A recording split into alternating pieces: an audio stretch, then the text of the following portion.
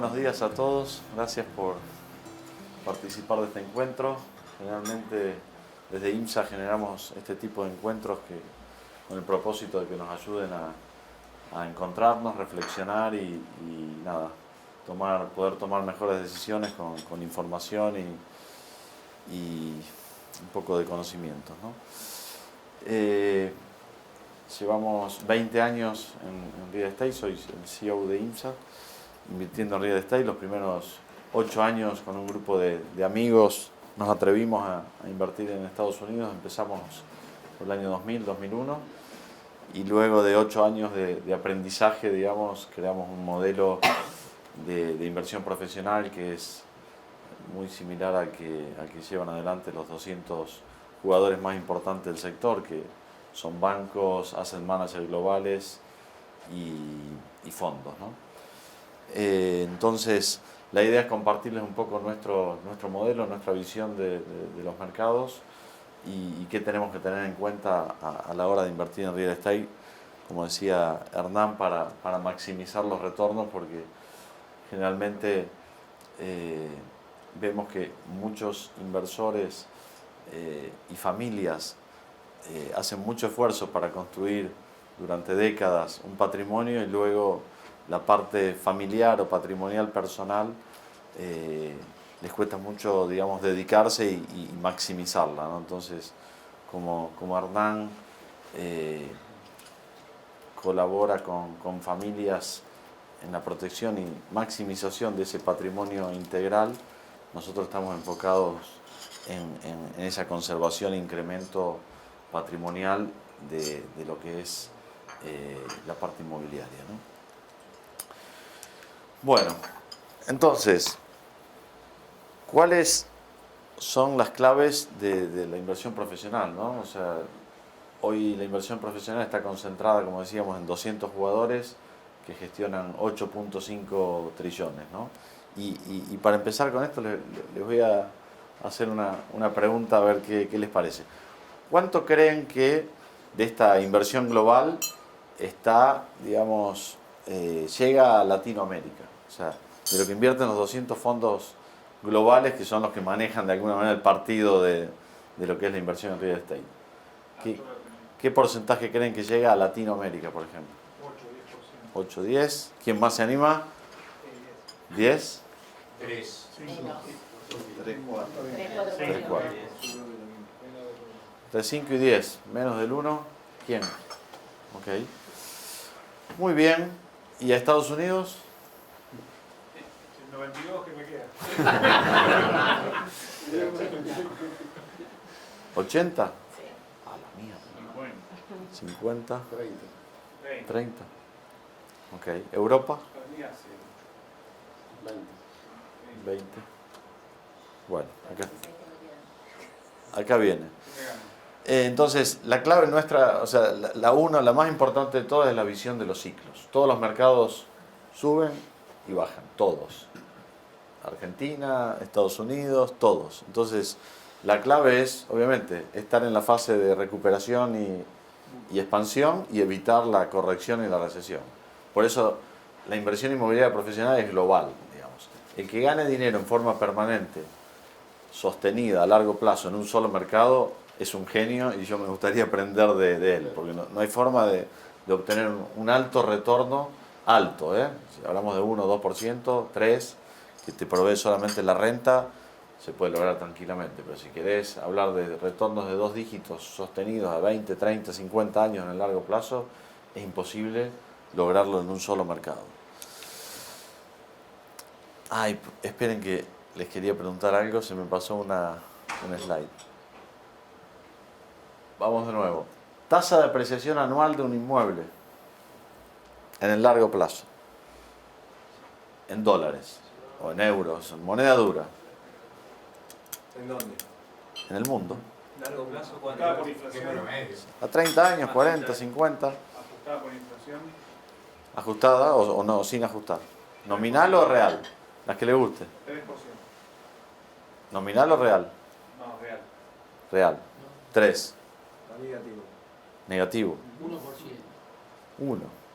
Estamos bien, estamos cerca,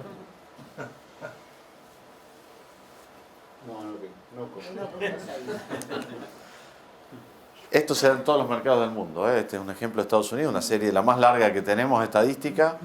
Esta es la nominal en ese periodo de 100 años. Es una serie lo suficientemente larga como para que sea... en ese periodo la inflación fue de 3%, con lo cual la real, 0,10. Es decir, cuando se habla de conservación de inmuebles, que te conserva el valor, está perfecto, te conserva, pero no te incrementa, digamos. Es mejor que tenerlo en la caja de seguridad, sí, en el largo plazo, pero no te incrementa. Ahora, ¿qué pasa en el corto? ¿No? En el corto, en el mediano. Y bueno, dependiendo en qué fase del ciclo estoy. ¿Cuánto creen que aprecia un inmueble en la fase de recuperación? El mercado se cae y me vienen 3 a 8, 10 años, dependiendo del tipo de activo y el mercado. Algunos mercados y activos recuperan en 3 o 4 años y a otros les lleva hasta 10. Pero más o menos la brecha, el rango de recuperación es de 3 a 10. ¿Cuál creen que es la tasa, digamos, anual de recuperación de un mercado? O de recuperación y expansión, ¿no? Cuando después se estabiliza, después corrige. Pero ¿cuánto creen que puede llegar a ser? Real o nominal. Real o nominal. Vamos a la nominal, para hacerlo más fácil. En dólares o en euros, en cualquier mercado del mundo. Tengo estadística argentina de 15, 20. Argentina 2002-2007, 15,8. Ciudad de Buenos Aires. Pero es ejemplo eso. Brickell 2010-2015, 13,3. Barrio Salamanca de Madrid 2015-2020, 12,1. O sea, están todos ahí, están todos 13,6. Esto fue Estados Unidos 2002-2007. 2010-2015 se repitió el mismo año. Es decir, estás 10% arriba.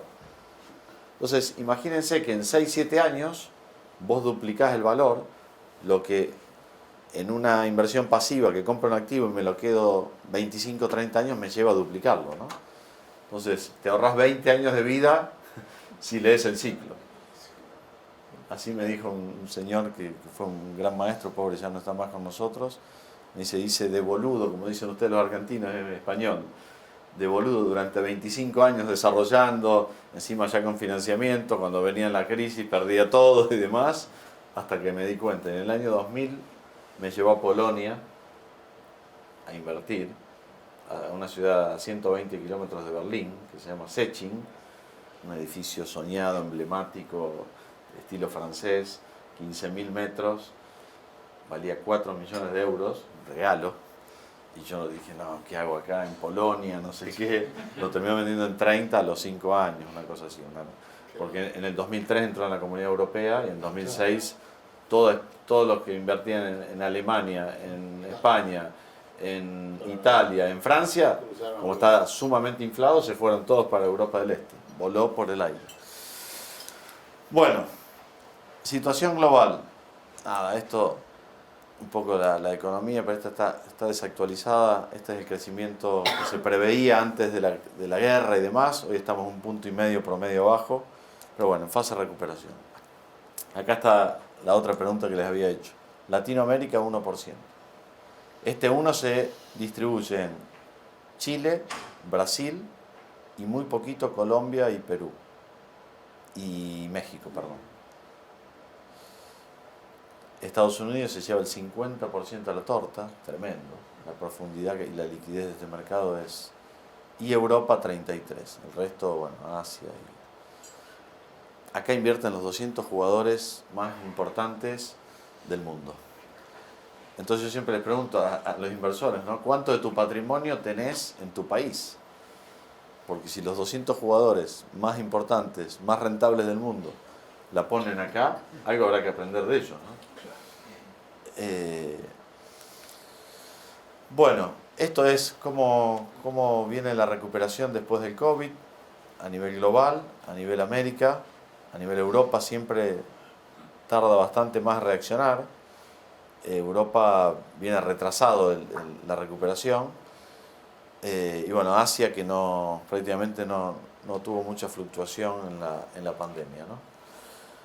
Esto muestra de dónde salen los flujos hoy de los grandes fondos y hacia dónde van. Como verán, lo verdes son las principales ciudades de Estados Unidos, y aquí lo marrón, negro, no sé qué color es esto, Europa. Es decir, el dinero hoy está yendo de Estados Unidos hacia Europa. ¿Por qué? Ahora lo vamos a ver en detalle. Esta es la brecha, cómo cayeron los rendimientos inmobiliarios. Ustedes se acordarán, en Argentina hace 20 o 30 años, la renta dejaba un 1% mensual, ¿se acuerdan? 12% anual. Hoy deja el 1 mensual. El 1 anual, perdón. O sea, 12 veces se cayó la renta en Argentina. Pero pasó en todo el mundo, en menor medida en otros países, pero, digamos, hablábamos de 6, 7, 8% de renta hace 10, 15, 20 años, y hoy la renta media está en el 4%. Bruta. Siempre distingo bruta de neta porque en el sector inmobiliario, digamos, se habla siempre de rentabilidad bruta. Pero como inversores o fondos de inversión siempre hablas de la neta. Pero las estadísticas están expresadas por el sector inmobiliario en brutas. De la bruta a la neta, para hacer una ecuación fácil, yo siempre digo dividirla por 2. En algunos activos, tal vez, o mercados, tenés un 30 o un 40% de la bruta a la neta, menos, y en otros tenés un 50 o un 60. Por ejemplo, un departamento en la playa, en Brickell, te lleva toda la renta, se la lleva el mantenimiento. Tal vez una casita, no sé, en Detroit o en un lugar humilde, o en España, que los impuestos son mucho más bajos y demás, tal vez te lleva un 20% del gasto, 25%. Permíteme, ¿cómo se define el rendimiento? El rendimiento es el valor de los activos versus la renta anual que generan. No tomás la valorización del inmueble. No, acá es solo renta. Por eso es el flujo. Exacto, ese es el flujo. Acá está expresado en flujo. ¿Okay? En general, y esa es una muy buena, me permitiste, en general, en el sector inmobiliario, cuando vos le preguntás a cualquier jugador, pero no está mal, es como la regla de juego, ¿qué rendimiento tiene este inmueble? Le voy a decir un 3, un 4, un 5, un 6, porque lo mira, o sea, la única variable que mira un jugador inmobiliario es la renta, porque la concepción es, te compras un inmueble y te lo quedas toda la vida, entonces la apreciación mucho no la tenés en cuenta, y además en el largo plazo, bueno, inconscientemente no lo saben, o conscientemente, pero es cero, digamos, la real. O sea, vos invertís en un inmueble, te lo quedas a largo plazo, tu incremento patrimonial es el flujo. El resto es conservación de valor, porque no hay plusvalía. O sea, hay resguardo de valor contra la inflación, pero no hay plusvalía en el largo plazo. Pero que no es poco hoy en día. No, por supuesto.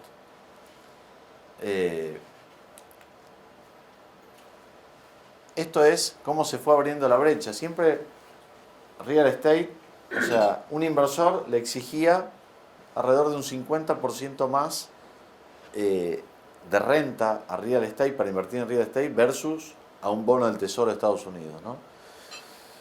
En la pandemia, real estate seguía rindiendo 4 o 5% y había bonos que estaban a 0,20, por ejemplo, en España, 20 veces más.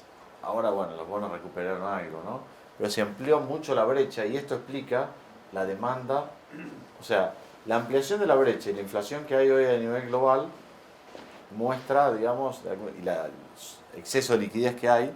Nos comentaba los otros días Claudio Suchovicki, en los últimos 2 años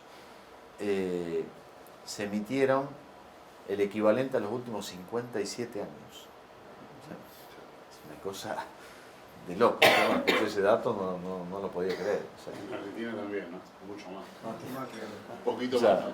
entonces, el exceso de liquidez generó inflación y la diferencia relativa entre un bono históricamente que rendía 50% menos, o sea, que real estate rendía 50% más, hoy rinde 2 o 3 o 4, dependiendo del mercado que estemos mirando, más que un bono, ¿no?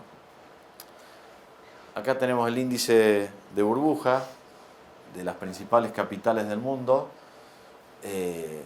Hay hay ciudades con riesgo de burbuja, hay ciudades que están sobrevaluadas y otras que le llaman valor justo, ¿no? El fair value o debajo del valor de mercado que es Dubái, ¿no? Es la única que hoy está como debajo del valor de mercado dentro de las principales. Miami, ¿no está ahí?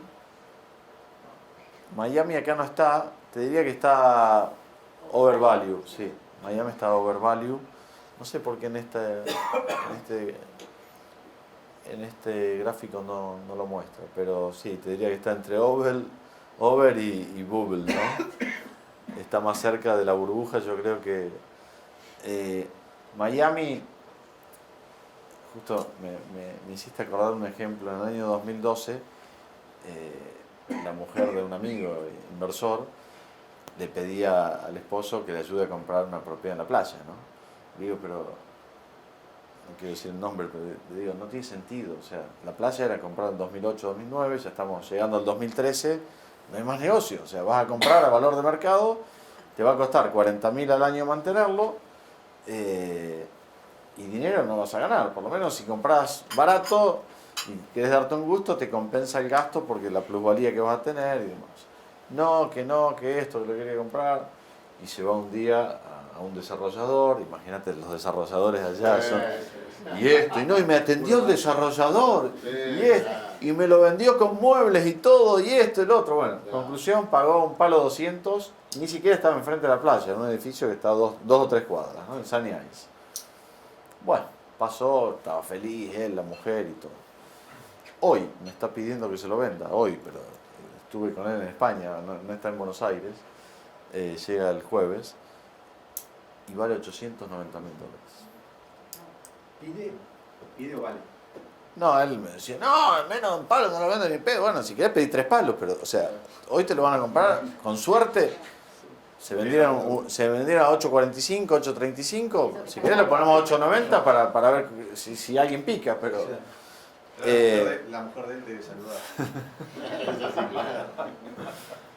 Y 4 años después entró en una inversión con nosotros en Naples, que la vendimos hace 3 semanas, y se llevó 150% o sea, 50% renta en 6 años y 100% de apreciación. O sea, el timing en esto es todo. Y vos decís, bueno, pero era Estados Unidos, ¿cómo uno bajó y el otro? Claro, el otro ya estaba en los máximos. Mirá, yo aprendí esto en el año 2001, cuando hicimos las primeras aproximaciones, inversiones. Yo me había quedado con unas participaciones en unos departamentos y demás. Había entrado muy barato en Sunny Isles, $257 el pie, que serían $2.500 el metro. En unas torres que se llamaban Ocean Grand, y estábamos muy preocupados porque no empezaban a construirse. Ya estábamos con abogados, empezando a mandar cartas, hacía 2 años que tenían que empezar y no arrancaban. Claro, Sunny Isles era, o sea, todos hotelitos viejos, y este era un mega proyecto, 800 unidades, y el banco, como en cualquier parte del mundo, país desarrollado, si no vendes el 60-70%, no te libera los fondos para empezar la construcción. Y no llegaban a vender 500 unidades, era un mercado nuevo en aquel entonces. Y nos llega una carta que habían cambiado el nombre, ahora se llamaba Trump Grand. Estaba el hotel y 280 iconos. Increíble, se vendió todo, voló por el... Es más, decían que iban a poner un casino, nunca se dio eso, pero increíble. Y ahí empezó Sunny Isles, época de esplendor. En el 2006 empezamos a vender, estábamos construyendo, haciendo cosas acá, necesitábamos liquidez, acá no había financiamiento, habíamos comprado algunas tierras en el 2002, 2003, y me acuerdo estaba en México, sobre una unidad que habíamos pagado 7.20, estaba listada a 1.599 y nos llega una oferta a 1.550, de los cuales de los 7.20 habíamos puesto 144.000, que era el 20%, porque el 80% te lo financiaban. Habíamos puesto en Pozo en el 2001 144.000. Llega oferta a 1.550. No, ni en pedo. El mercado estaba, o sea, en llamas, ¿no? No, ni en pedo. O me dan 1.599 o no vendo. Lo vendí 7 años después a 1.300. Sacá la cuenta de cuánto perdí. Entonces ahí aprendí el ciclo, pero a rajatabla, o sea, Otra vez fue el mejor aprendizaje que tuve en mi vida, que me llevó de alguna manera a pensar en este modelo. Entonces, ¿qué pasa hoy en Estados Unidos? La vivienda está 55% arriba del máximo alcanzado en el 2008. En la plena burbuja. 55% arriba. ¿Qué les parece? Ahora, esto es segmento por segmento. Esto principalmente se dio en la vivienda clase media o media alta, pero de ciudadanos. Si vamos al mercado de Manhattan o vamos al mercado de Miami, Brick, en la playa, no pasa esto. Recién está en los 2008, 10% arriba, 10 abajo, dependiendo del tipo de activo. Ese mismo departamento que vendí en el 2013 a 1.3, después llegó a 1.8 en el 2017, bajó a 1.250, 1.3 en el 2019 y hoy está a 1.5 de nuevo. O sea, está al mismo precio que hace 15 años atrás.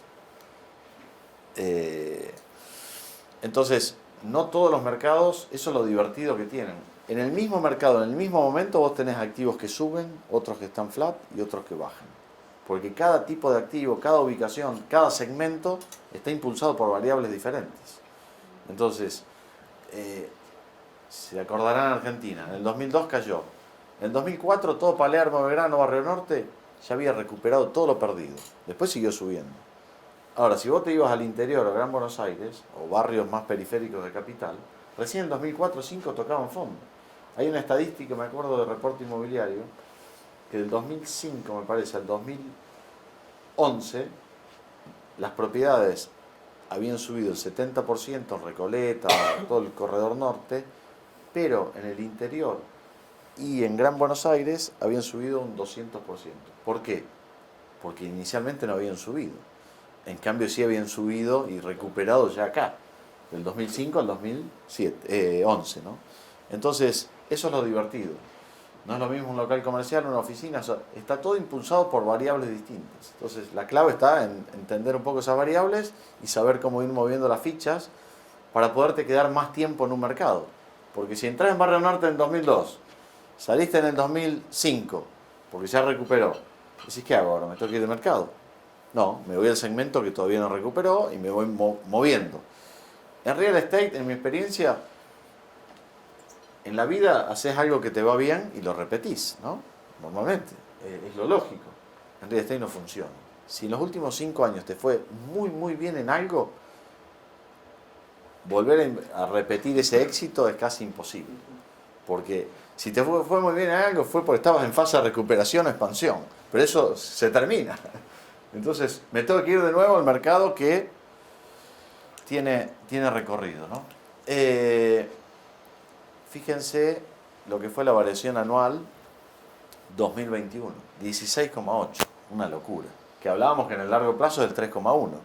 Ya venía duplicando la tasa de apreciación anual, pero lo que pasó en Estados Unidos es que antes de la pandemia bajaron las tasas. Un préstamo hipotecario a largo plazo pasó del 4% al 2,5%. Generalmente el mercado inmobiliario en los países desarrollados se maneja por las tasas. Bajan las tasas, suben los inmuebles, suben las tasas, bajan los inmuebles. En esta ocasión, ahora están subiendo las tasas, pero hay otros condicionantes que hacen que no esté muy clara la película, ¿no? Que son la inflación, el exceso de liquidez, la demanda tan fuerte que hay por real estate y la escasez de oferta y el incremento de costos. Eso está haciendo que hoy... Claro.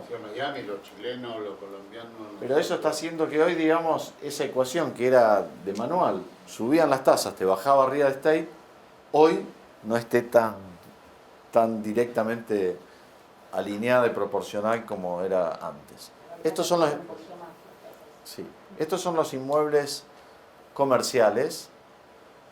16 subió también el año pasado, 52 en promedio están arriba de la burbuja y acá está segmento por segmento.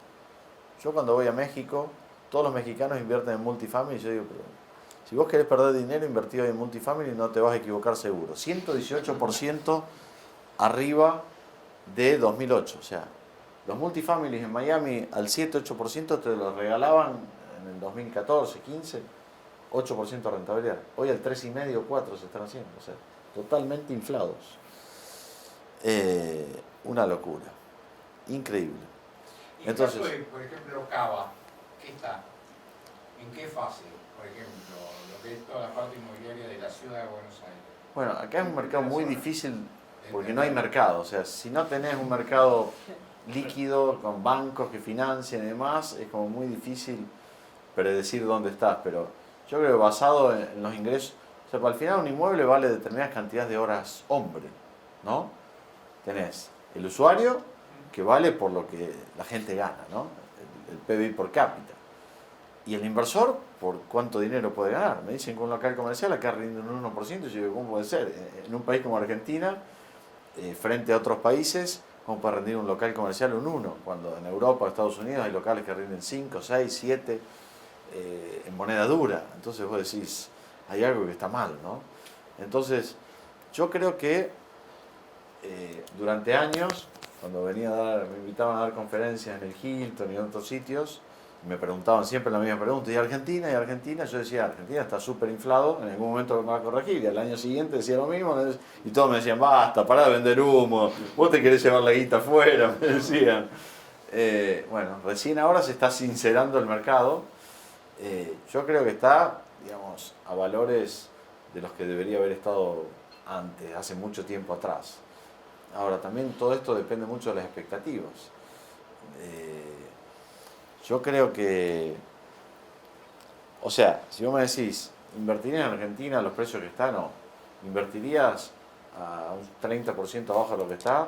Sí, porque soy argentino y conozco y me gusta meter una fichita. Pero, digamos, por más que Argentina baje un 40% más, ninguno de estos 200 fondos globales viene a Argentina. O sea, pues juegan otro partido, juegan con financiamiento, juegan con grandes volúmenes, con liquidez. Argentina es un mercado ilíquido, o sea, partiendo de que no tenés financiamiento, vos tenés un inmueble hoy, en cualquier país desarrollado, ¿no? 5 millones de dólares, ¿no? Un millón de dólares. Se te enferma tu mujer y tenés que operarla en Estados Unidos de cáncer. Vas al banco y en 15 días tenés un cheque por el 60, 70% o hasta ese 70, 80% del valor de tu inmueble, al 2, 3, 4% anual. Esa es la pelea, será el 2, 2,25, 1,75, o en Estados Unidos será el 4, 3,75, 4,25. Y si tenés el 70, 80, esa es la discusión. Es decir, los inmuebles son líquidos. Acá tenés un inmueble, ¿qué banco te presta sobre tu inmueble para hacer un cash out? O sea, muy difícil. Bueno, LATAM. Bueno, esta es la foto de LATAM. La mayoría de los países corrigiendo, ya esto es un proceso que lleva 4 o 5 años, y con la suba de tasas y demás, yo creo que Latinoamérica, además, como sabemos, toda la liquidez que llegaba a Estados Unidos y Europa, a Latinoamérica no llegó, con lo cual la salida de la pandemia y demás, creemos que va a llevar un tiempo más, ¿no? Tiene de contrapeso, digamos, el tema que los commodities hoy están altos, con lo cual creo que eso va a ayudar un poco a la caída que venía teniendo Latinoamérica. Bueno, España. Hoy vemos que los 3 países más atractivos del mundo son España, o sea, el mundo desarrollado, España, Italia y Grecia. Nosotros veníamos viendo ya Italia hace un tiempo, con intenciones de entrar, hace unos 2 años, antes de la pandemia. Luego vino la pandemia, volvieron a aparecer muchas oportunidades en España, que todavía las había. Así que bueno, pusimos un poco stand-by Italia, pero ahora estamos retomando ese plan. Y Grecia era un mercado también que había caído así en la crisis, todos recuerdan Grecia, nunca había salido, nunca había recuperado, y hubo un cambio de gobierno hace un par de años, y ahora los grandes fondos están aprovechando Grecia y está empezando a salir. Al final, los que recuperan un mercado, a pesar de que nos llaman buitres, somos los que vamos cuando el público local no se anima, digamos, o el inversor local no se anima. Y eso está pasando, con lo cual todos los grandes fondos ya están poniendo pie en Grecia, entonces la idea es ir pensando en esos 2 mercados, además de España, que todavía nos quedan un par de años. Bueno, España fue el país que más cayó del mundo desarrollado, 12% del PBI, frente al 4 que había caído Estados Unidos y el 6 la media de los 44 países desarrollados, con lo cual eso tuvo un impacto importante. España es el país del mundo que el turismo más aporta al PBI, 15%. La media mundial creo que está en un 5 y creo que el que le sigue está en un 10, me parece que es Italia. España en los últimos 30 años, desde el 90 al 2019, si vos comparás los 4 competidores que tenía a nivel turismo, a nivel mundial, que son Italia, Francia, México y Estados Unidos, esos 4 países duplicaron, algunos 90%, otros 110%, pero duplicaron en esos 30 años el volumen de turistas. España lo cuadruplicó, pasó de 22 millones de turistas a 84. Francia en el 2019 era el número 1 con 88, pero con el crecimiento que venía teniendo España se preveía que el año próximo, el 23, ya fuese el país número 1 del mundo en turismo. Increíble. Yo cuando leí esas estadísticas decía, pero ¿cómo puede ser? Vivía en Estados Unidos y digo, ¿cómo puede ser que vaya más gente a España que a Estados Unidos? Y sí, Estados Unidos tenía 79 antes de la pandemia y España lo había superado hacía un par de años con 84. O sea, España es sinónimo de turismo, con lo cual, en todo lo que tiene que ver con turismo, digamos, creo que es difícil equivocarse, obviamente entrando bien y seleccionando bien, ¿no? Esto es una variable que miramos mucho y que entendemos que España todavía tiene bastante recorrido de recuperación, o sea, bastante upside, es la tasa de esfuerzo, es decir, qué porcentaje de los ingresos de una familia requieren para comprar una propiedad, pagar la hipoteca y mantener esa propiedad. La media mundial debe estar en un 33, 35. En España llegó a niveles de 40 y pico, digamos, en los máximos históricos que alcanzó en 2007, 2008, y hoy está en un promedio en 23, 24, con lo cual hay todavía mucha brecha, ¿no? Con lo cual, aún teniendo alguna pequeña suba de tasas, la gran diferencia entre Estados Unidos y Europa es que Estados Unidos ya es un hecho la suba y va a subir, se prevé bastante fuerte. En España el Banco Central Europeo está siendo bastante tímido con el tema, porque no quiere que se le enfríen las economías, están todavía muy débiles, con lo cual las tasas va a ser difícil que suban, o si suben va a ser muy moderado, con lo cual, a pesar de que haya alguna suba, hay margen para que haya alguna suba de tasas, porque el impacto no sería significativo, ¿no? Este es un poco la foto de la inversión internacional que hubo en España en los últimos 15 años. Como vemos, se desplomó el mercado, a diferencia de Estados Unidos, que Estados Unidos cayó en el 2008, en el 2010 había tocado fondo, el cash healer que veíamos antes, y después empezó a recuperar. A España le llevó 8 años tocar fondo.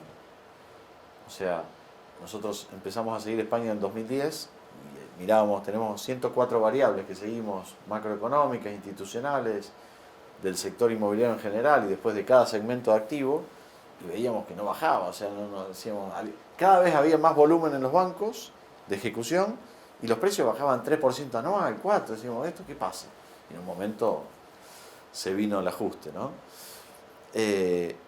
Con la llegada del banco malo, porque iba a explotar todo el sistema financiero, y se creó un banco que le llaman malo, hicieron una calificación de riesgo de todos los bancos, y calificaron de nivel 0, 1, 2, 3, 4, 5. 0 había 3 bancos, Bankinter, BBVA y Santander, que los hicieron aportar dinero a ese banco malo como accionistas, y el Estado salió a avalar y emitieron un bono a 15 años de 50.000 millones. Metieron 53.000, 3.000 de los accionistas, 1.000 cada uno, más 50.000, y con esos 53.000 fueron, dependiendo del grado de riesgo que tenían los bancos, a absorberle todos esos activos tóxicos. De hecho, en nuestra web todavía hicimos una entrevista a uno de los directores del Banco Malo hace muchos años, cuando empezamos en 2015, 16. ¿Lo llamaron Banco Malo? Se llama Sareb, pero en la jerga se llama Sareb, Sociedad de Reestructuración y demás. Y le hicimos ahí una entrevista y muy interesante. estaban en la mesa chica y dijeron, ¿qué hacemos, muchachos? Explota. Y de hecho estaba una organización previa al Banco Sabadell, se llama Fonavi, y ahí es donde se cocinó, bueno, creemos el banco, invitemos a estos muchachos, esto, los otros, pero bueno, resultados, ahora le muestro en qué está.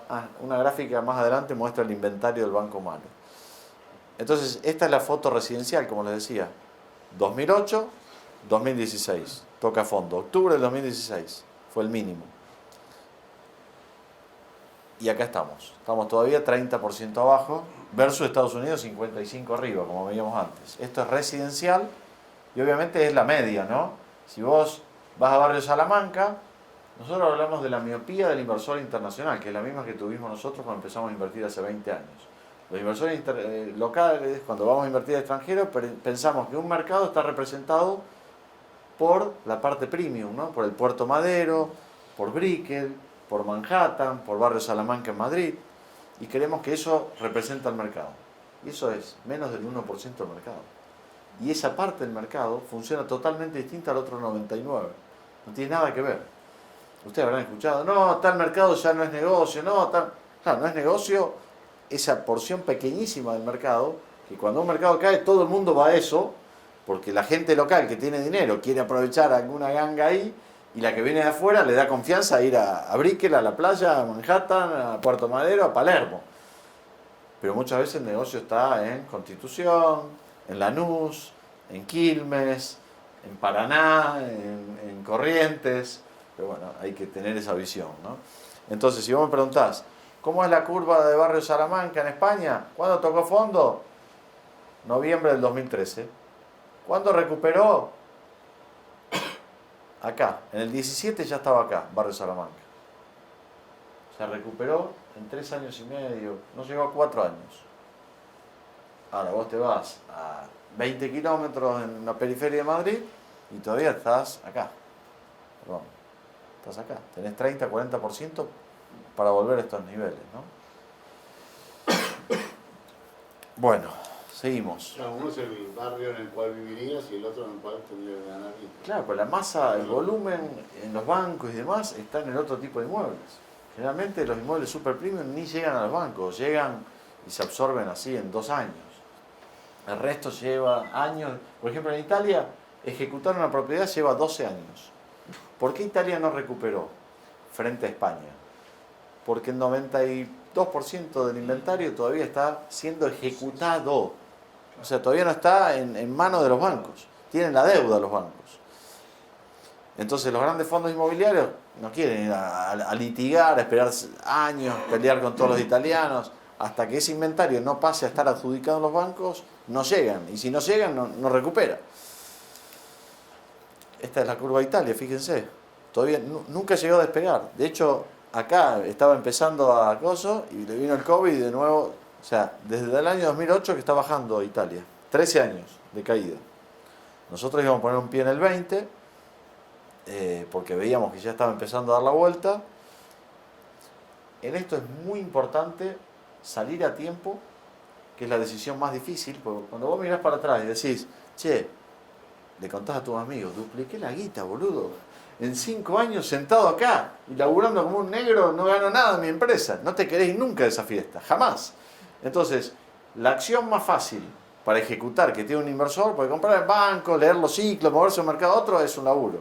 Pero una vez que vos ya tenés el activo, ¿qué es lo más fácil? Levantar el teléfono, decir a cualquier inmobiliario, vendémelo, o a tu asesor, liquidalo. Eso es muy fácil de ejecutar, pero es la más difícil de tomar, digamos. Ahora, es tan importante salir a tiempo como no anticiparse. Hay gente que entró en España en el 2010, apenas empezó a bajar, dijo, no, hay que ir a España ahora que se pinchó la burbuja. Se comió 6-7 años más de caída. Hay gente que entró en Italia en 2012, 13, 14, 9 años de caída más, o por lo menos. Entonces, esto al final es tiempo, dinero, es preferible. Como las recuperaciones llevan de 3, 4, en lo premium y en lo muy exclusivo, a 10 años, ¿para qué te querés anticipar? Y no hay que ser vidente. Hoy, con las estadísticas, nosotros de cada ciudad, de cada barrio, tenemos estadística trimestral de la evolución de precios. Cuando lo ves caer 10 años seguidos en rojo y pasa un día verde y el segundo trimestre verde de nuevo, el tercero, y empieza a crecer esa curva, y decís, bueno, ahora llegó el momento, vamos. No hay que ser vidente, digamos, y hay que ser paciente. ¿Por qué anticiparse? Si tenés todo el tiempo del mundo, tranquilo. Bueno, las tasas, nada, hoy te financias al 2%. Una vivienda, primera vivienda, te financias menos del 1 todavía. 0,65, 0,75, 0,80, increíble. Tasa fija 30 años. Cuando es un inmueble de inversión, 2, 2,25, 1,85, 2,40, dependiendo qué tipo de inmueble, quién lo toma el préstamo, etc. Disculpame, ¿esa tasa de interés dónde es? Esta es en España. Ah, no, no. Sí, ahora estamos hablando, todavía seguimos en España. Este es el inventario del banco malo todavía. Bajó 40%, pero le queda el 60%. Ya se consumieron 10 años, le quedan 5 para avanzar. O sea que ahora se viene el reviente. O sea, quedan 5 años y le queda el 60% del problema. En 10 años resolvieron el 40% del problema. Entonces, y hay 100.000 millones todavía quedan en los bancos. En el 2014 había 280.000, que fue el máximo nivel de exposición, y hoy quedan 100.000, de los cuales Sareb tiene 30.000, de los cuales mitad es adjudicado, ya están en poder de ellos, y mitad es deuda que están todavía ejecutando. Bueno, España, rápido, un par de...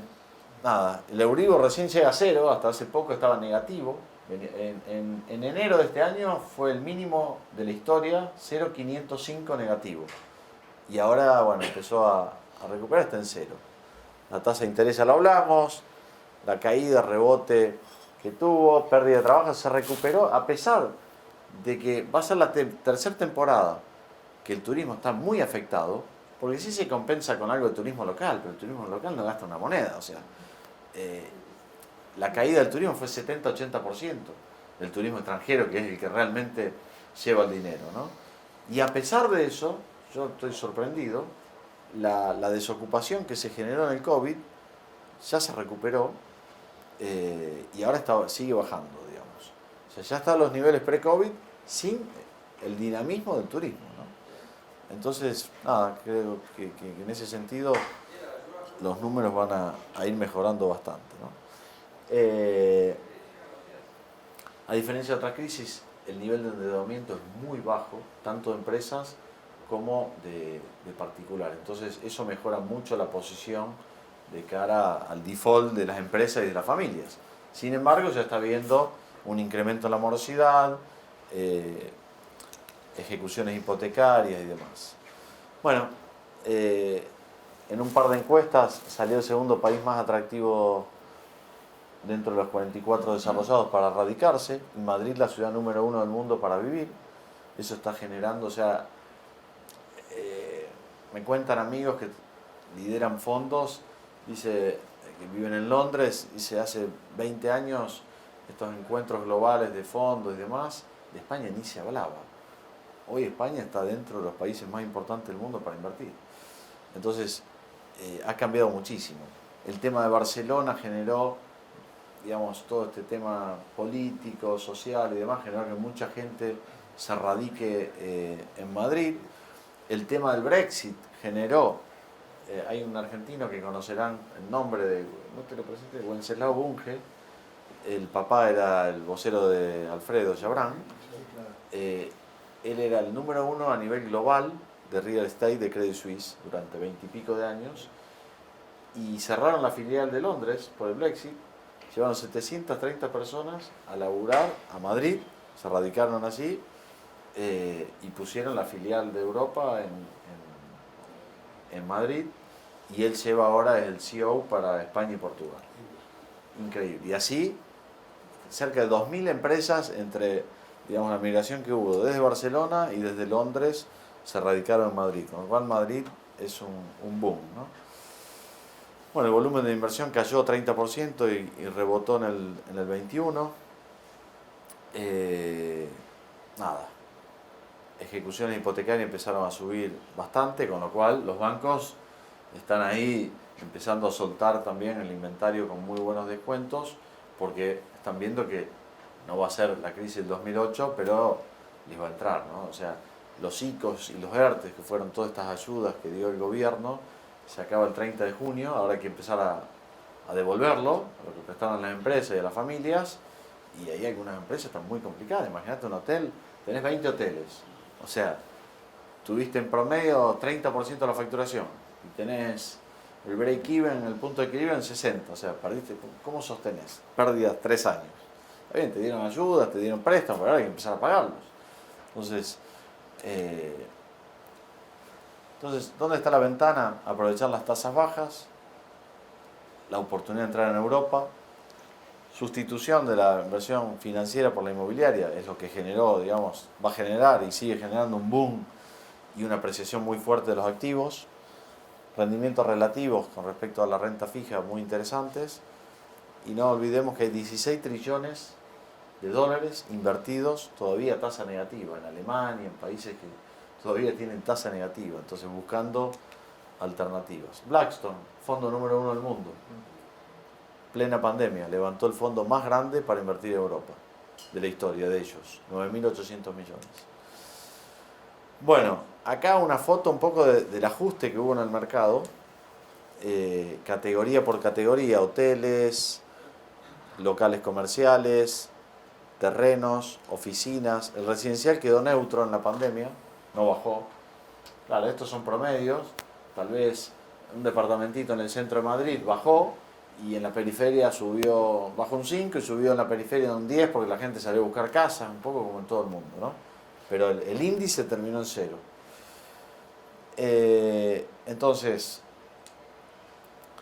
estos son los descuentos que nosotros mínimo estamos obteniendo en estas categorías de activos, con lo cual el ajuste con respecto a previo al COVID, estamos hablando de estos porcentajes, el ajuste total, con lo cual, digamos, hay un margen, dependiendo también después de la estrategia de salida, muy interesante para aprovechar.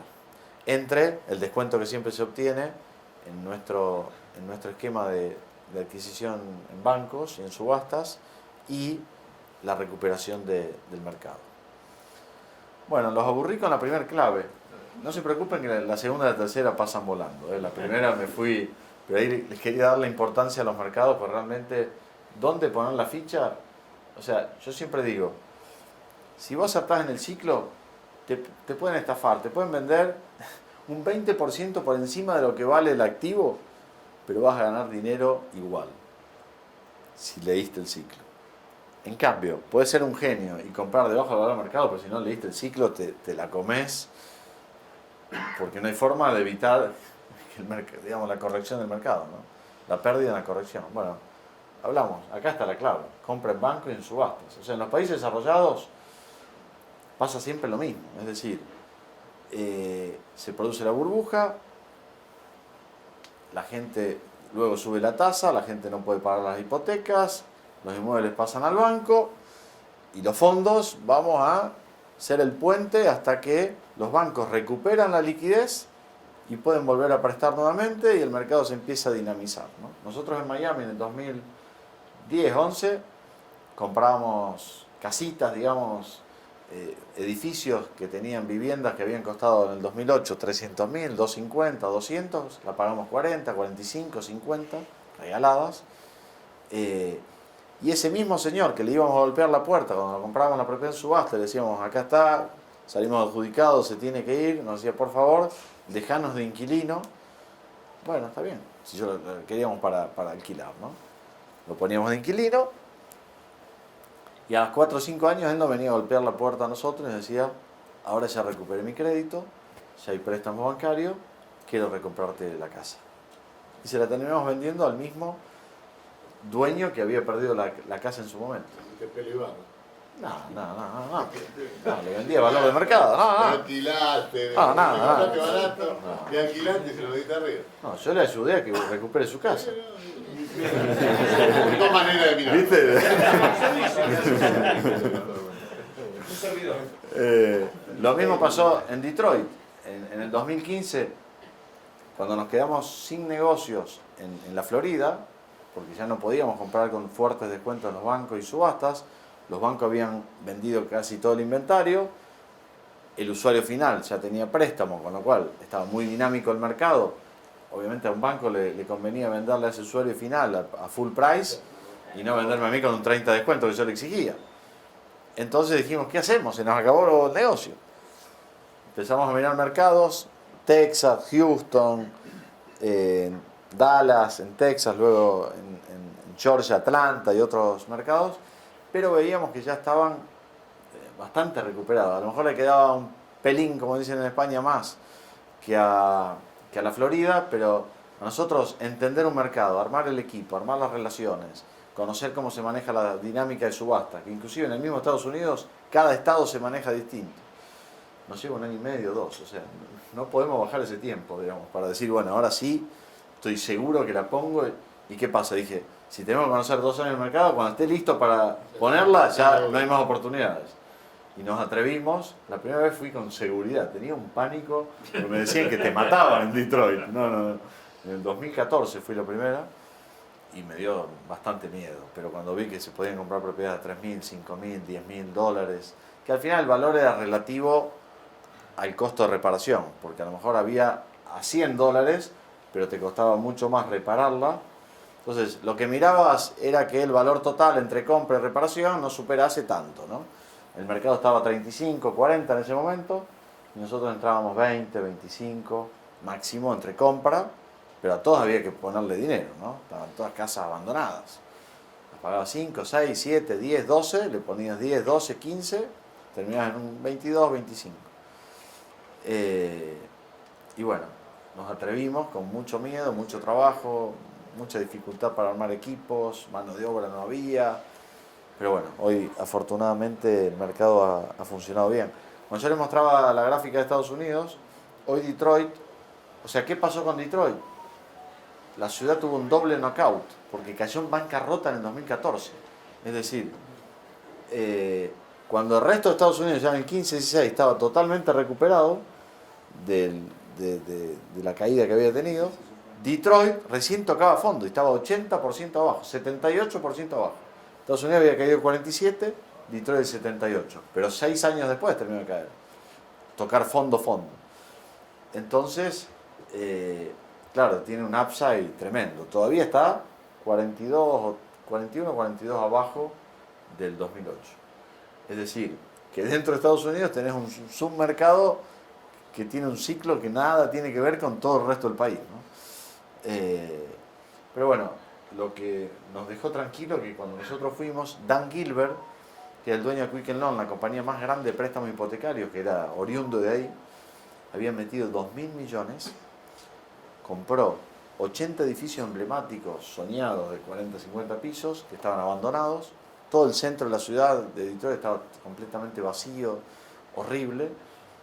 Renovó todos los 80 edificios y trajo 20.000 personas de su compañía a vivir y a trabajar ahí. Tremendo, ¿no? Dicen, bueno, es socio de Warren Buffett y dicen las malas lenguas de Donald también.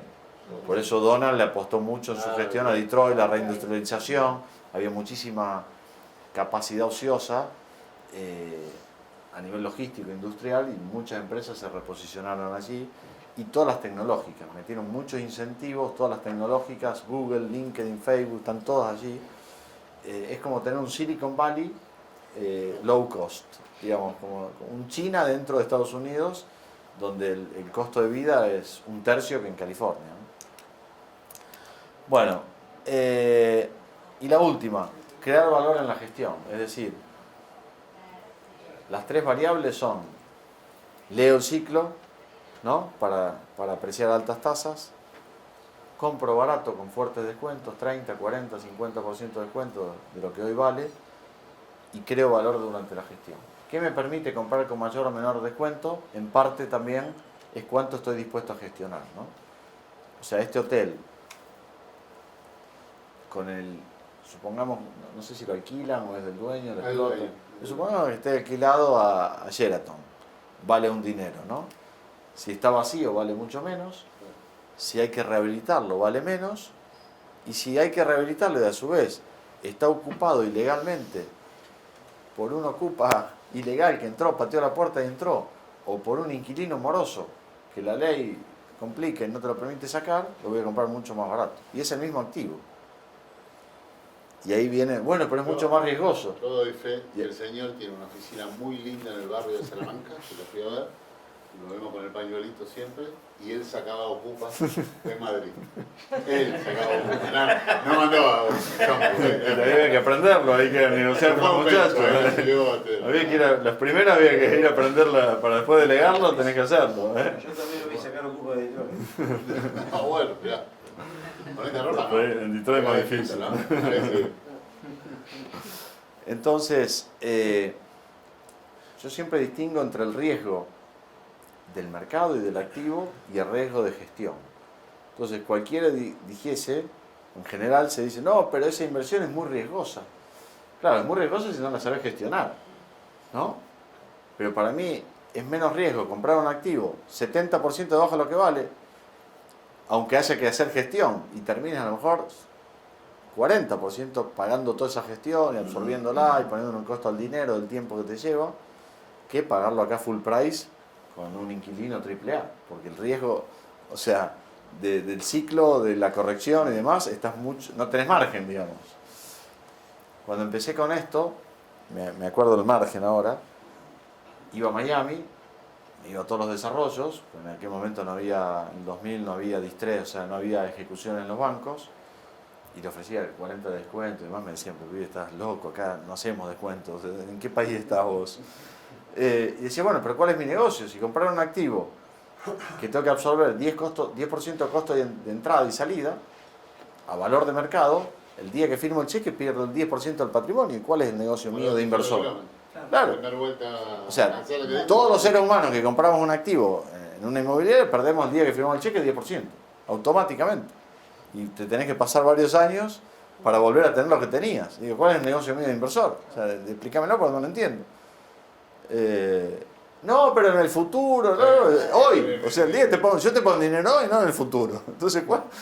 Y ahí, bueno, la obsesión por buscar negocios para ganar dinero el día que firmás, ¿no?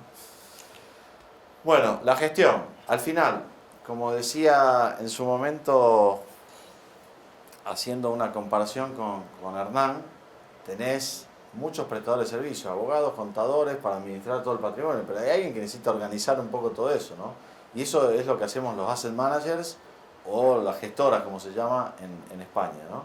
Hay que coordinar, negociar, armar equipos, alinear a todos estos jugadores, que cada uno de ellos hace su negocio y tiene, digamos, conflicto de interés con vos, inversor, que estás buscando, digamos, maximizar tu dinero. Entonces, un poco la función nuestra es esa, ¿no? Identificar, seleccionar a los mejores jugadores para que nos ayuden en la parte más operativa, no estratégica y táctica, a llevar adelante la operación, ¿no? Entonces es clave, o sea, si no lo delega un inversor en un asset manager, en una gestora, obviamente lo tiene que hacer alguien, lo tiene que hacer él. Pero creer que un broker, un desarrollador, un tasador, un abogado, te va a estar cuidando los intereses y gestionando una inversión es ridículo, o sea, es ridículo, ¿no? Porque cada uno se dedica a una cosa distinta que no tiene nada que ver con asesorarte en cómo maximizar tu dinero.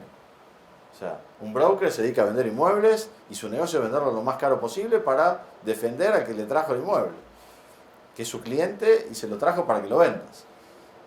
Un desarrollador, su negocio es desarrollar y vender lo más caro que pueda.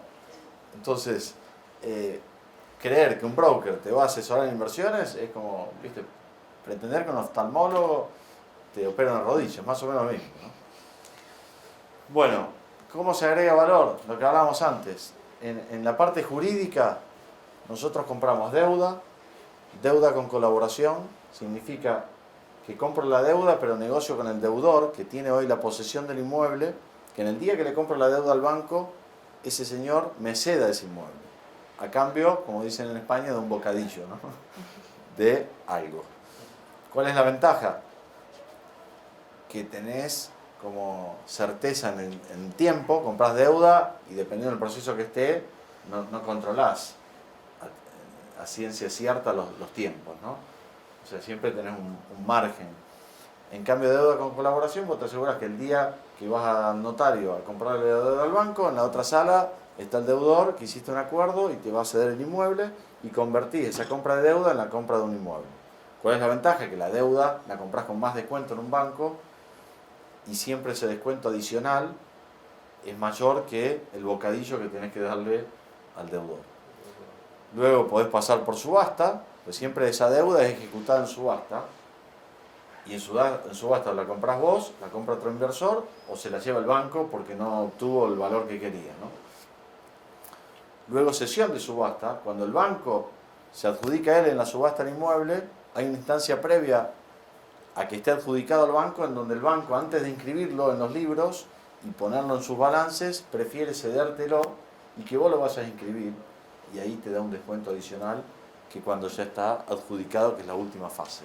Nosotros compramos en la una generalmente son más inversiones personales o de nuestros socios, porque bueno, no queremos exponer a la incertidumbre del tiempo a los inversores, ¿no? En las otras son más ciertas, ¿no? Está todo mucho más controlado, entonces generalmente las 4 últimas son las más habituales. Obviamente cuanto más arriba voy, más descuento obtengo. Y desde el punto de vista de la gestión que hablábamos antes, el descuento que consigo es mayor cuando tengo que rehabilitar y desalojar que cuando tengo que solamente rehabilitar y alquilar, o cuando ya está el activo impecable con un inquilino, ¿no? Cuanto más gestión estoy dispuesto a hacer, al final nos terminamos transformando en empresas de servicio de los bancos. Los bancos tienen un problema y vos, en función de los servicios que estés dispuesto a prestar con los activos que te interesa adquirir, más descuento le haces por esa gestión, ¿no? Bueno, esto está. Y ahora, como resumen, decimos que hay 2 grandes caminos, ¿no? al invertir. Que al conservar nosotros no le llamamos invertir, sino le llamamos comprar un inmueble, y al invertir le llamamos incrementar el patrimonio. Entonces acá está la fórmula de Coca-Cola, ¿no? De un lado está la inversión tradicional, que cualquier ser humano, digamos, está acostumbrado a hacer, y de este lado está la profesional, que es la metodología que usamos y que usan los jugadores más relevantes del mercado, ¿no? Mismo mercado, distintos mercados. En real estate habrán escuchado location, la ubicación me da igual. Cuanto más feo es el inmueble, más destruido está, más dinero gana. Entonces, la locación, o sea, generalmente los compradores de inmuebles piensan en el lugar que les gustaría vivir, o pasear, o trabajar, y en función de eso toman la decisión de inversión. Pero eso no es invertir, eso es comprar un inmueble. Por invertir, otra concepción que hay errónea. El acto de comprar un inmueble se le llama invertir muchas veces. Pero una inversión es dinámica. Es adquirir, gestionar y desinvertir. Y generalmente, como la inversión es muy pasiva, se asocia la palabra inversión al acto de comprar un inmueble. Pero esa es una fase de la inversión. Permanentemente, como cualquier asesor financiero que ustedes tendrán, les presenta una posición y le dice, bueno, en función a cómo está el mercado, esto y lo otro, desinvirtamos en esto, metámonos en aquella industria, en aquel mercado, y esto pasa igual. O sea, es permanentemente, no tan dinámico como una bolsa, como la bolsa, digamos, pero una vez al año al mínimo te voy a decir, a ver, ¿qué hago? ¿Tengo más liquidez? ¿Invierto en el mismo mercado? Sí. ¿En qué tipo de activo? ¿En este? No. ¿En este sí? Ok. ¿Desinvierto? Bueno, en esto sí, ya es hora de desinvertir. ¿Mantengo? Bueno, esto sí lo mantengo. Pero todo, o sea, son las 3 preguntas. ¿Invierto más? ¿Mantengo o desinvierto? ¿No? Y eso es constante. O sea, tal vez no diario, semanal, o mensual o trimestral como un portafolio financiero, pero al menos una vez al año. Para eso necesito tener una evaluación calificada, no estimar a ojo.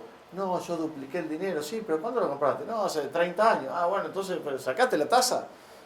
¿Lo usaste o lo alquilaste? Sí, pero no, lo usaba mi hija. Bueno, pero, o sea, tuviste renta negativa 25 años, ¿cuál fue el retorno? Nada, perdiste dinero. Entonces, para tomar decisiones necesito una evaluación calificada. Le he preguntado a miles de inversores cuál fue el retorno de su último año de su patrimonio inmobiliario y nunca nadie me lo pudo responder. Bueno, gané de renta, no, pero ¿cuánto valía el 1 de enero y cuánto vale el 31 de enero todo tu portafolio? ¿Y cuál fue tu ingreso y cuál fue el retorno? Igual. Y el financiero sí, el 378. ¿Por qué? Porque hay un señor que le hace la posición y se la lleva trimestralmente o anualmente. En real estate es como que no hay expectativa de ganar dinero o esa ambición o esa medición. Creo que también parte de que no hay profesionales dedicados al sector de inversión. O sea, nosotros encontramos un nicho cuando descubrimos esto para ver qué hacíamos. Estábamos por armar un fondo y dijimos, creo que voy a salir a competir a Blackstone, que maneja 300.000 millones. ¿Quién me va a poner el dinero a mí? Entonces dijimos, armemos la misma metodología de los fondos, pero diseñando tailor-made, productos a medida para familias, que Blackstone te lo hace, y todos los 200 asset managers globales te lo hacen, pero te piden 300 o 400 millones. Al alcance de quién están, familias billonarias o fondos institucionales. Con lo cual dijimos, ahí hay un nicho de trabajar para familias, pues si no, la familia alternativa que tiene invertir profesionalmente es invertir en un papel de estos fondos. Pero si la familia quiere mantener sus ladrillos en su poder, el control absoluto, no tiene alternativa. Entonces queremos esa alternativa. Y eso es lo que hicimos, ¿no? Crear un modelo para que cada familia, en función a sus objetivos, perfil de riesgo y demás, pueda tener un portafolio a medida, controlado absolutamente por la familia, y nosotros ser los prestadores de servicios, digamos, que los ayudamos a ejecutar la estrategia que previamente en conjunto definimos, ¿no? Entonces, adquisición activo, valor mercado, adquisición con descuento, lo que hablábamos antes, mantiene, rota los activos, rentabilidad de una variable, de 3 variables, lo que hablábamos antes. Allá se mira solamente la renta y acá son las 3. Descuento en la compra, tasa de apreciación y renta. Y bueno, ¿quién gestiona esto? No se ve allí abajo, broker, desarrolladores, y acá los jugadores que comentamos antes, ¿no? Bueno, estas son las estrategias, ya termino, ¿eh? Estas son las estrategias de real estate, las 5 clásicas estrategias. Generalmente los grandes fondos institucionales o las familias muy tradicionales o la inversión tradicional se da acá, compro un activo y me lo quedo toda la vida, ¿no? Core son edificios muy emblemáticos, en muy buenas ubicaciones y demás, que tienen una renta, hoy promedio está 2,5. Core Plus son aquellos activos que tienen alguna posibilidad de mejora, o mejorar el contrato de alquiler, o darle una lavada de cara y demás, pero también siempre activos muy bien ubicados y demás. Luego ya entras a Value Add, que es valor añadido, que ahí entran rehabilitaciones, construcciones, o sea, requiere ya la gestión, ¿no? Luego la parte oportunista, que es la lectura de los mercados, desplazarse de un mercado a otro, y la parte distress, que es lo que hacemos en los bancos comprando, son ejecuciones hipotecarias, sería lo mismo, ¿no? Distress, default. Entonces lo que hacemos nosotros es mezclar estas 3 estrategias todo el tiempo. Compramos distress, aprovechamos el ciclo y agregamos valor en la gestión comprando activos que requieran gestión. Bueno, ahí estamos listos para preguntas. Nada, tenemos oficinas en Miami, en Detroit, en Madrid, en Ciudad de México y aquí en Buenos Aires.